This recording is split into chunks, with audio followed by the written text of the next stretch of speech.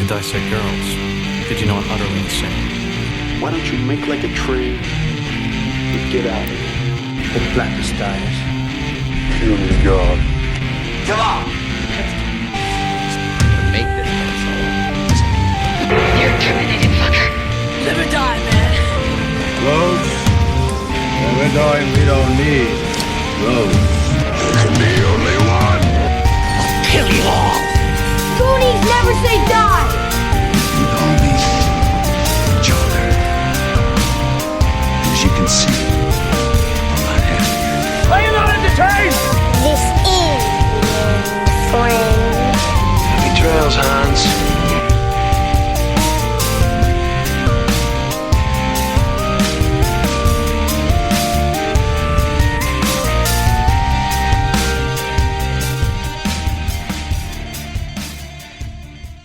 Welcome back to the Skewered Universe Podcast. My name is Jeff. And I'm Leiann. And we're back. We took a brief hiatus. I kind of burned myself out with the Nightmare on Elm Street stuff. Scheduling guests and all the research and creating the artwork. So, yeah, sorry we didn't get back to you guys sooner with an episode, but we're here now. It's July, new month, fresh take. Let's go.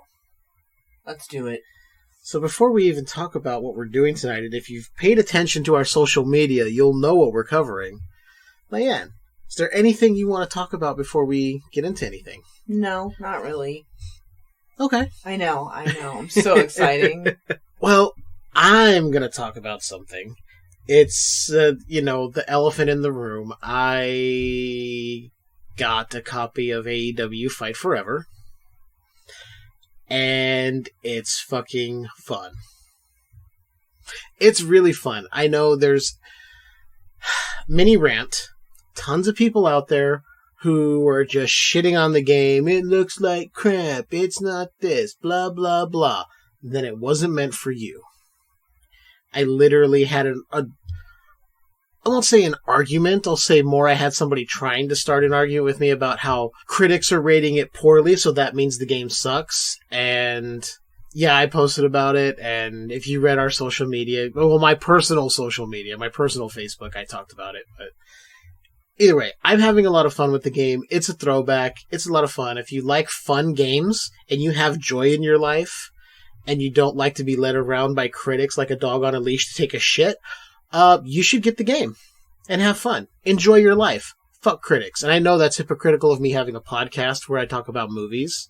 But you're also not a critic. I'm not a critic. I give my opinion and I let you form your own as well.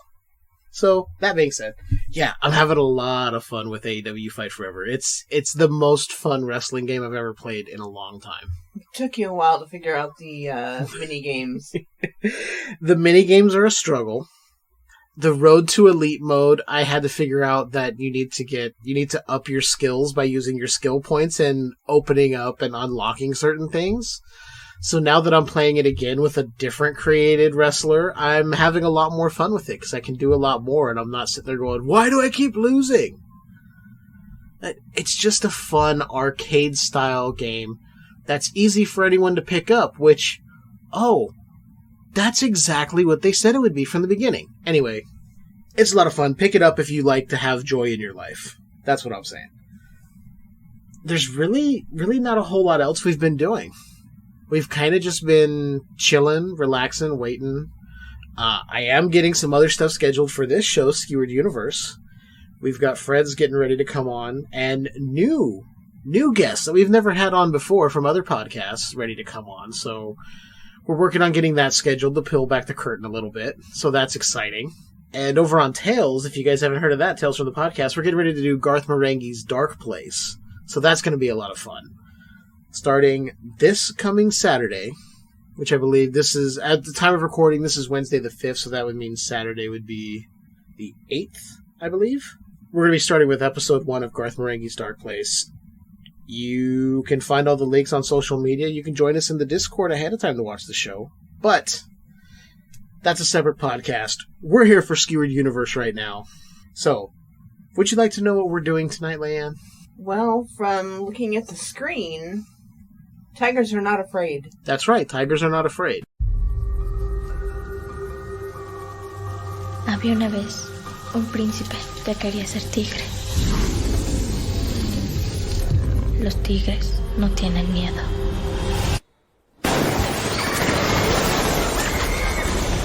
Ella puede ser como en los cuentos.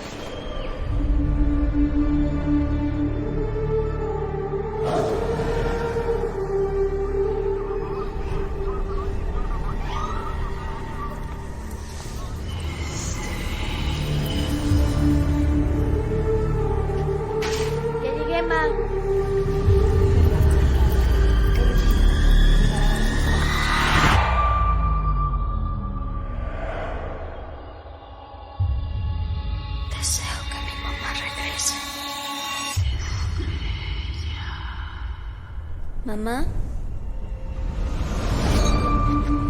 Déjala que se quede. ¿Qué le hacen a los que se llevan? Son narcosatánicos. Nos van a chingar a todos. Tienen pacto con el diablo.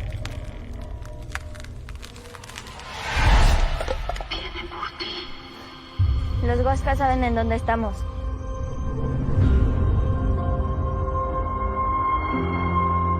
Se nos olvida quiénes somos. Cuando las cosas de afuera vienen por nosotros.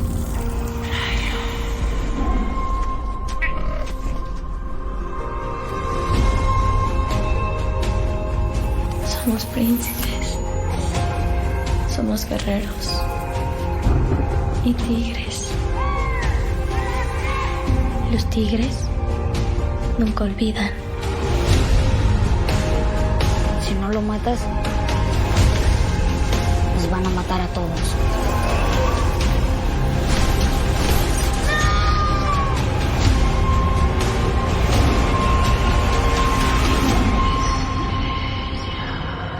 Los tigres no tienen miedo.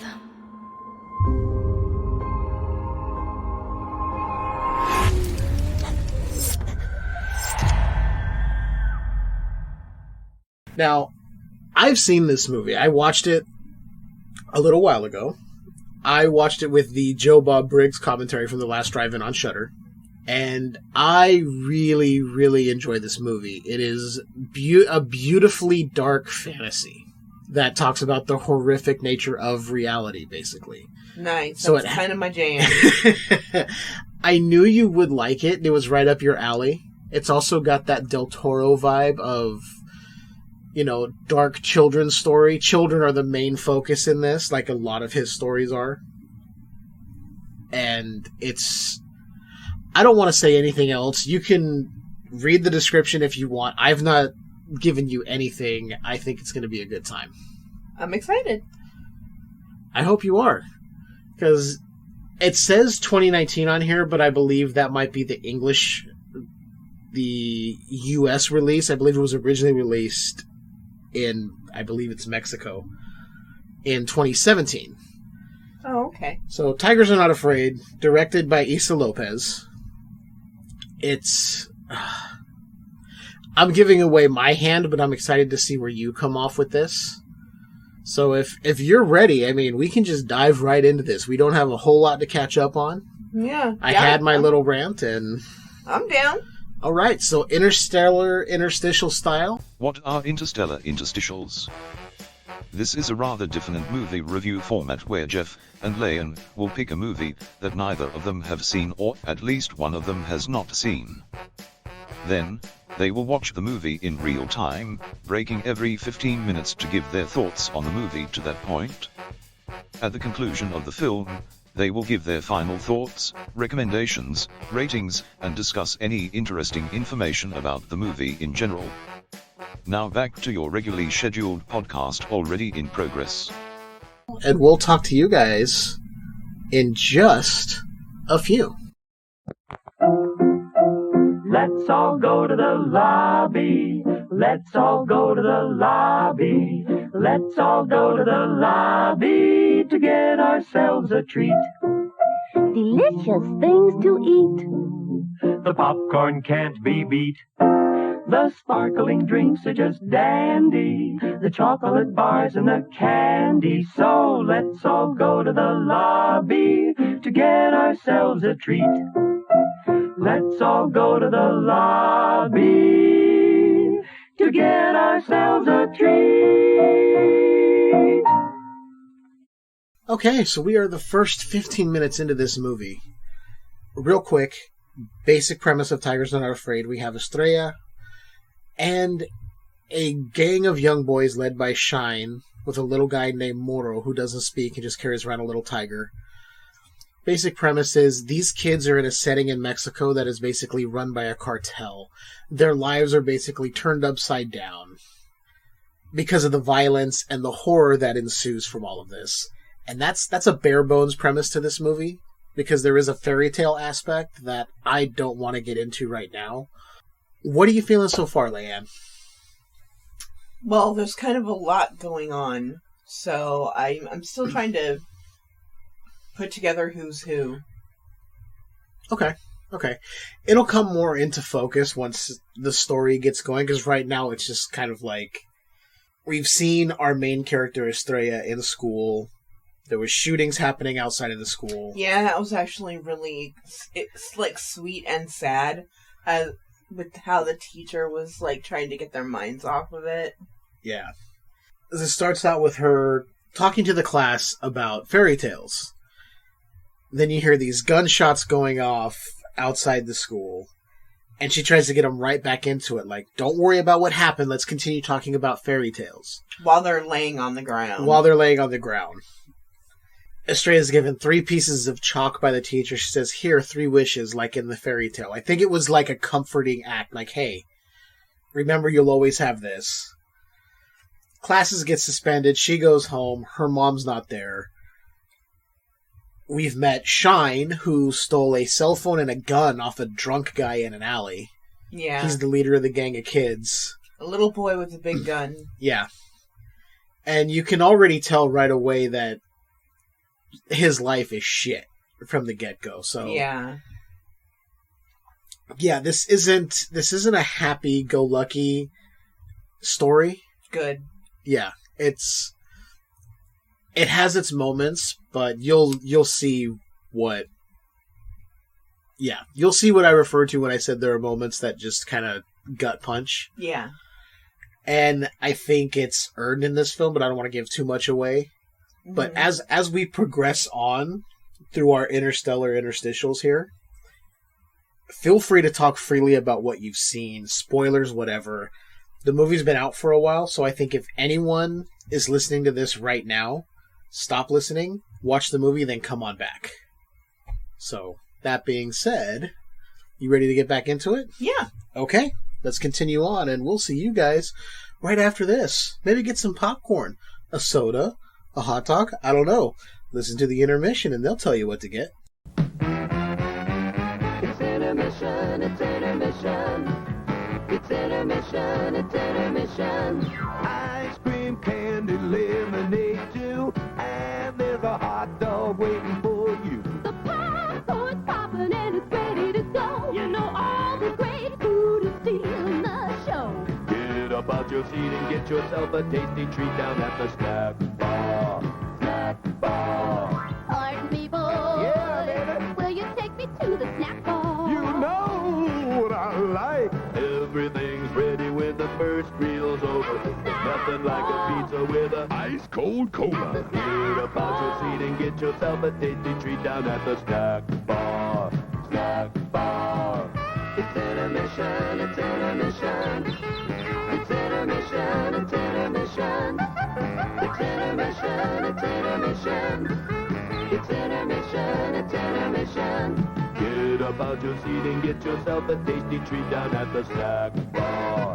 Snack bar. It's intermission. Alright, so another 15 minutes in. Leiann, what are you thinking? I like the look and feel of it. Okay. Like, whoever was in charge of the look and feel, good job. Yeah. That was the first thing I took away from this when I watched it. Was like the overall look, the feel. I typically don't like shaky cam movies, But in this movie, it would be inappropriate to have a tripod. You know what I mean? I can understand that. And I really like the fact that all these little kids are so tragic. Yeah. It's heartbreaking when you learn about some of their backstories real quick. I mean... She had to, in order to keep staying with these boys, she had to prove herself by killing the guy that was holding these boys hostage. Yeah. The gang in the movie, the Huascas, are known for abducting children. They take women. They kill whoever. They're connected to a guy who was a politician known as El Chino. So it's just a bad situation overall for these kids. And while a few of them are trying to like hold on to their childhood, you can tell Estrella is not sure what to make of everything going on, so she kind of tries to fit in. And Shine, the leader, he's a child. He should not be this world-weary already. And you can just tell the weight of the world is on his shoulders. Like, he's got to look after these other boys. He's got to make sure they get food. He is a 40-year-old man. Yeah. He's taken on roles that no kid should have to take on. And I think that's one of the more horrific things you could point out in this, that a child should not have to grow up that quick at such a young age. Yeah, but you know what? These kids are really good actors. Interesting note. You want a little tidbit on that? Yeah. None of these kids had acted before this movie. They were giving some classes when they were cast, and that was it. Nice. So it's like that realness comes through, like the camaraderie of these kids bonding, just everything seems so natural. Yeah. And that was one of the things the director Issa Lopez wanted, was real kids to portray this as you would think it would happen. Yeah. Instead of getting actors who could give you, oh, I can cry at a moment's notice. And I think it's only beneficial to what we've seen so far. Yeah, they're really good. Yeah. For not having acted in anything else, you would think that these were experienced professional child actors. Yeah, definitely. Especially Shine, who, like you said, is a 40-year-old man. Yeah. Because he's looking out for these kids. He doesn't want Estrella there. He's like, when Moro, the little one, who's quiet, was abducted, because they got chased by Kako, who was the guy abducting women and whatnot for the Huascas. He told her, he got taken because of you, it's your fault. She's like, but they were coming for the phone. He goes, no, your fault. They want chicks like you. You're a chick. You brought this, you're bad luck. And I'm like, God, it's just... And she proved herself, and it's still not enough. Yeah. It almost feels like it's not enough, but in a way he feels like you're trying to take my spot at the top here. I'm in charge of this, not you. You just walked in here because you were hungry because your mom's not home. She showed him up, essentially. Yeah. Like, oh, you're not willing to do it? Okay, I will. Yeah. I mean, she wasn't, but... Yeah, she's used one of her wishes, because like we said, she was given the 3 wishes. One, to bring back her mom, which her mom came back in a way that's not exactly something a kid would want. Definitely. And the second one she was wishing she didn't have to kill the guy, and he was just dead. Yeah. Dead in his chair with the TV blasting, and then she got startled by the snake that came to life off the gun. So she fired a shot, and all the kids are like, oh, she killed him! And they're telling the story now, this exaggerated story about how she went in there and told him, you're going to stop eating kids and pizza! Okay, I won't do it! So they've exaggerated this story like kids would. Yeah. And so far you're enjoying what I've brought to you tonight? Okay, definitely. Cool. Ready to keep going? Yeah, let's keep going. All right, we'll be back. All aboard the snack bar special for Coca-Cola, peanuts, hot dogs, ice cream, candy. That's the snack bar special for Coca-Cola, peanuts, hot dogs.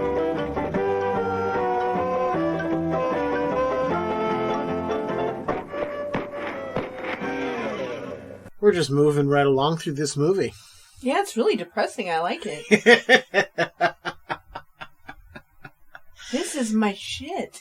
Do you see why I immediately likened it to a Del Toro film? Something along the lines of Pan's Labyrinth? Because there's not a whole lot of happiness in Pan's Labyrinth either. Yeah, no, not at all. the moments where it happens are fleeting, kind of like this. I like how she's essentially become the group's mom. Yeah.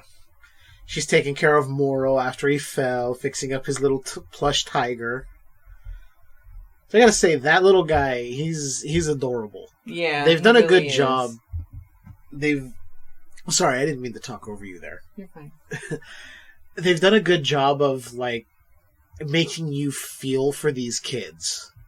Like, immediately you're like, okay, I don't want anything bad to happen to these kids. You're on their side. Yeah, for sure. They're not little jerks. No. They're just trying to survive. Even though Shine in the beginning could seem like a jerk, when you see that moment of vulnerability where he's showing Estrella, this is the only picture of my mom on the stolen phone he took, it's like, okay, you get a little glimpse into why he is the way he is. I think he wants her to become his kind of mom. I could see that. To mother him the way she mothered the others. Yeah. Maybe. He's definitely got some walls up, though, that would take some breaking down. Like, trust issues, definitely. Yeah. I want to ask you about the blood trail. We're seeing the literal blood trail following Estrella through the movie. What do you think about that? I was fine with it up until she used the chalk to stop it from going into the doorway. But it had no problem being on the walls and going around corners. Yeah, I think... Okay, because the blood trail from when I watched this with Joe Bob and everything, it's basically like the literal blood trail of the violence happening all around them. The way I took the chalk stopping it was she's still in charge of writing her own way out, essentially. She doesn't have to be a victim. So it's kind of like, no, this is where I draw the line. I don't want to be a victim. I don't want to be involved in this. I'm young enough, I can still write my own future. That's the way I took it. That makes sense. Yeah. Where we're at now, what are you thinking? Well, right now, it's her and what's-his-face? Shine. Yeah. And he wants to know how she's going to use her last wish. And Right. so she's kind of explaining to him how the wishes work and how something bad usually happens and she can't bring back his dead mom. She can't get rid of the scar on his face. Right. She's very much like, look, every wish I've made, something bad has happened. I'm not doing it again. Yeah. I did like when these kids were forced to move. So after she's wished Kako dead, and she's freed Moro and 2 other little boys from his, I don't know, weird child dungeon he had in his home. Mm-hmm. They woke Shine up. They're like, she says we gotta go. Estrella says we gotta go find a new place, like with a heated pool and a soccer field. Like, they just have these outrageous ideas. And Shine's like, you guys are stupid. None of that's gonna exist. But fine, we'll move. Get your shit together. Calls them a bunch of asshats. But they find a place eventually after they take the 2 other boys that were with them back to the gang their brother's in. Yeah. And that gang's like, well, what are you going to do? You killed the guy. They're looking for you. They're going to find you. And Shine's like, no, we're going to hide. We'll be fine. And they're hiding in the perfect place for them. Yeah, they found there's like a giant puddle where some goldfish have been out of their bowl and been thriving. They didn't find a soccer field, but they found a box full of old soccer balls or volleyballs or whatever that they can play with. Yeah. They're having a good time. They're letting their imaginations... Like, for a moment, they're all allowed to be kids. Yeah, exactly. They're taking markers and making jerseys on each other's backs, trying to draw... They're just being kids. And it's a moment where you're like, okay, the pressures of everything have gone away, so you get to see them just acting as children. And then we're right back to the dark, depressing shit of, oh, reality is still looming. Yeah. There's still very much a real world out there. These kids are still in danger. But it's so good. Yeah, it's really good. Alright, you ready to continue on with some more Tigers Are Not Afraid? Let's get into it. Alright. What's to eat? What's to drink? Good food galore. Quick as a wink. Ice cream bars. It's the handy way to enjoy smooth, rich, creamy ice cream. Get some. All right, we're back after another 15 minutes. What are you thinking, Leiann? Still very depressing. Right? Yeah. It's, you see how it takes that turn real quick to even more depressing. Yeah. Yeah, it's great. Yeah, because we see... So after Shine was asking Estrella about the wishes, he goes off to get pictures of her mom, because she doesn't have any. He asked her that. She was looking through the phone to see. She's got nothing to remember her mom by, except the creepy version of her mom that shows up every once in a while. I think something we neglected to say. She's seeing visions of her mom telling her, like, bring him to me. So we see Shine, goes to the house, gets the picture, something startles him. He runs out, gets caught by a guy who says, "Oh, you killed my brother. I want the phone. Where's the girl?" He essentially gets Shine to take him to where all the kids are. He's got another guy with him. They're like, "Yeah, we're going to get the phone. We'll get everything." And in them trying to defend themselves, Moro shoots one of the guys. And then little Morito gets shot in the chest. Yeah. I still teared up again at that part because just...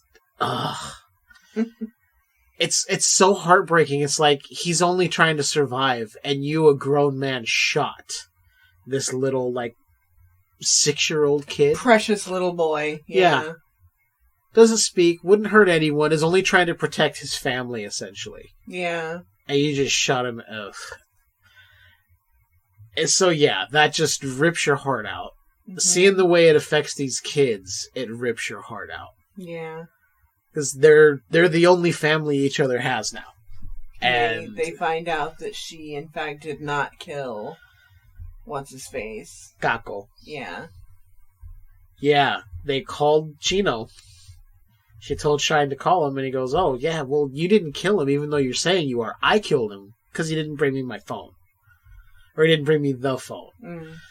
So as it turns out, that phone has a video of Chino killing somebody. Kako was going to use it to blackmail him, essentially. And shit's just getting very, very twisted and dark. The cops won't even help when 2 of the kids take the phone from Shine and run off trying to get help from the cops. The cops are like, "Yeah, we're not fucking dealing with that. You kids are on your own." Yeah. I think now we found out that this literal blood trail following Estrella is telling her where to take Chino. Yeah. Because we've seen these dead spirits are talking to her ever since she's made these wishes. You can tell they want revenge. They want revenge. They're like, "Look, you need to bring him to us. Bring him to where he keeps the dead." Mm-hmm. That's all we're told, so we don't know where it is. It's... In a way, it definitely reminds me of Pan's Labyrinth. Oh yeah, there are definite similarities. Similarities, but yet it's so different because it's not... There are no side quests. Yeah, there's not a lot of that dark fantasy, but there's enough. Like, there's a little dragon that came off the case and is now following Estrella around. There's the blood trail, the spirits of the dead, showing up as these, like, ghosts, essentially, these dead ghosts.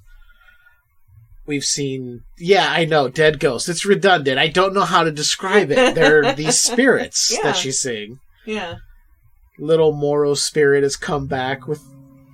His little tiger plushie came to life. It's so cute. It's so cute, but it's so like... You're just like... Oh. You're like, oh, that's how he saw his little plushie. Yeah.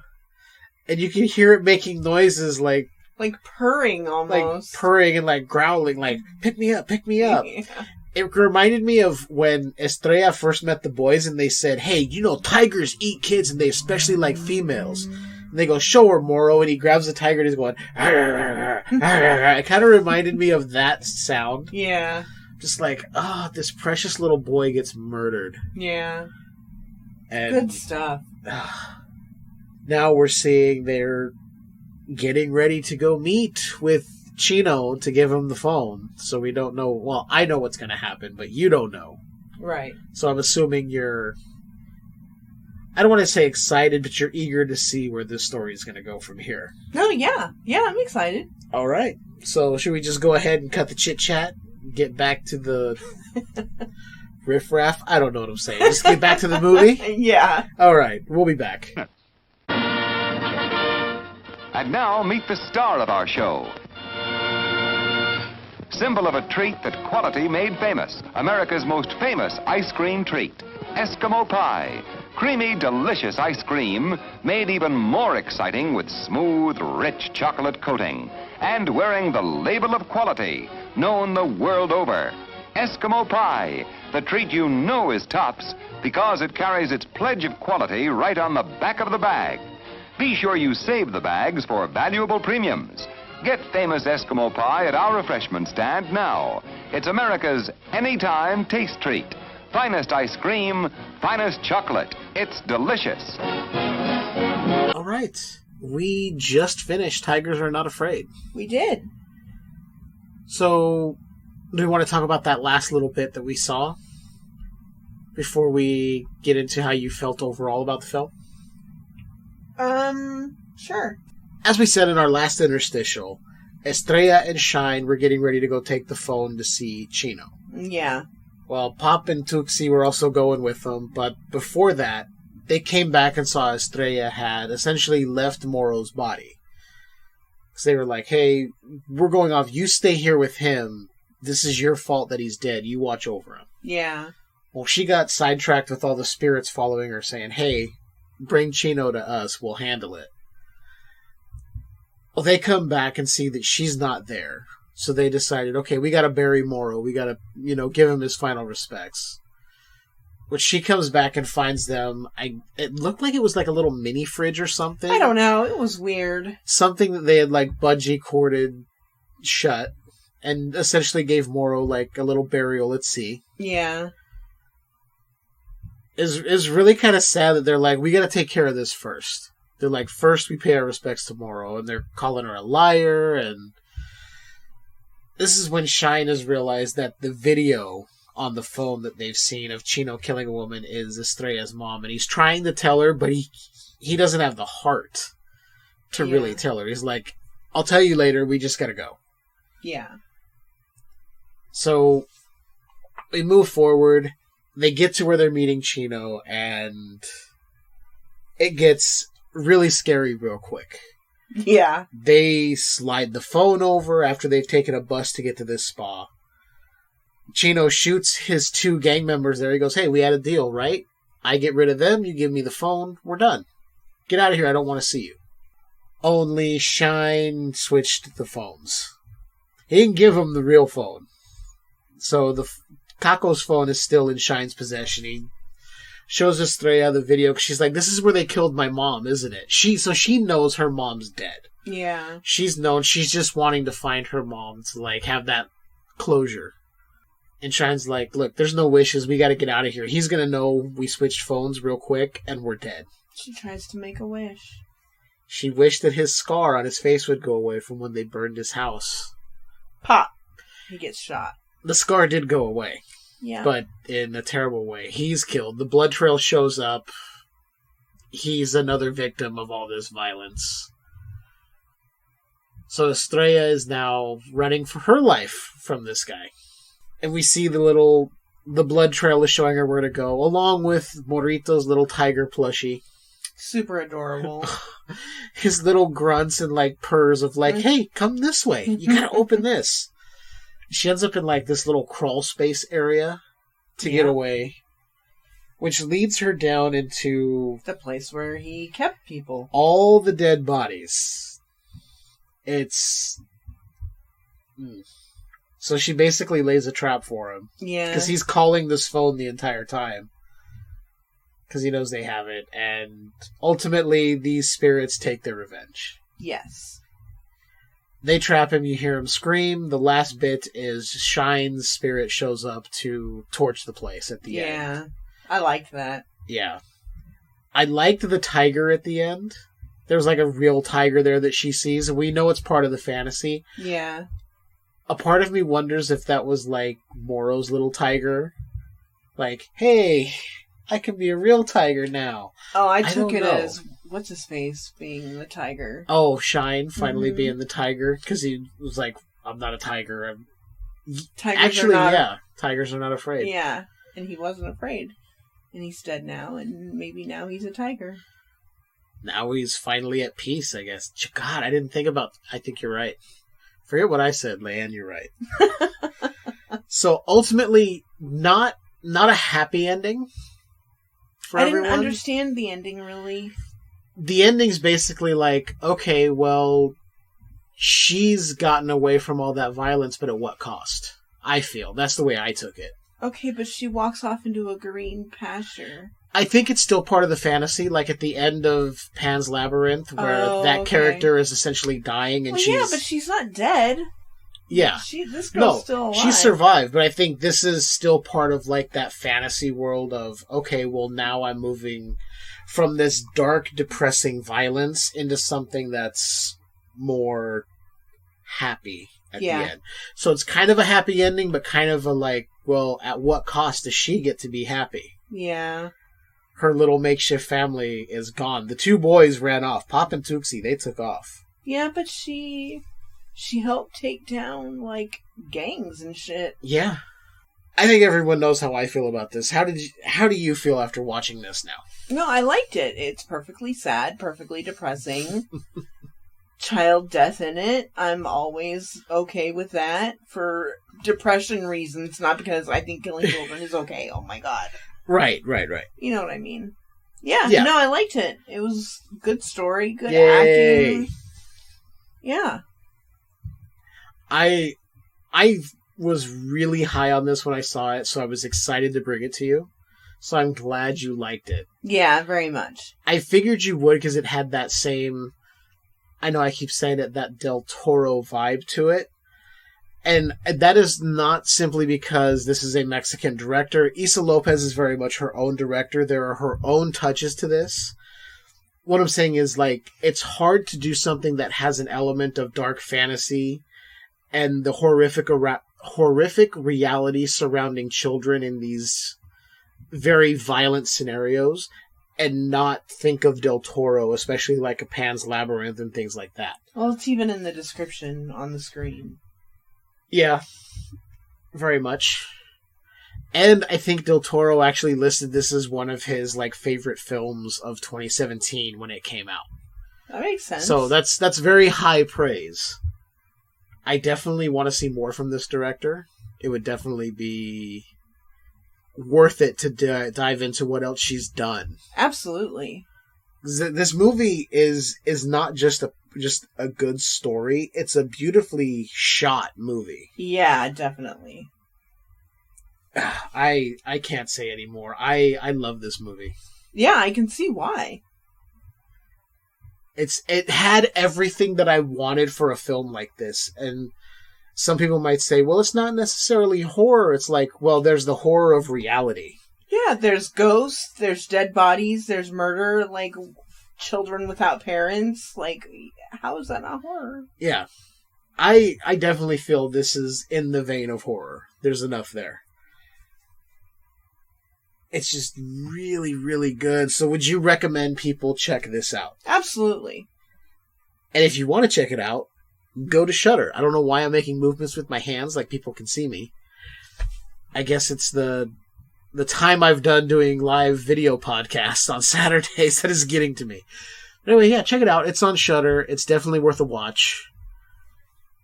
Anything else you want to say before we do some plugging and get out of here? No, just that I love you. That's it.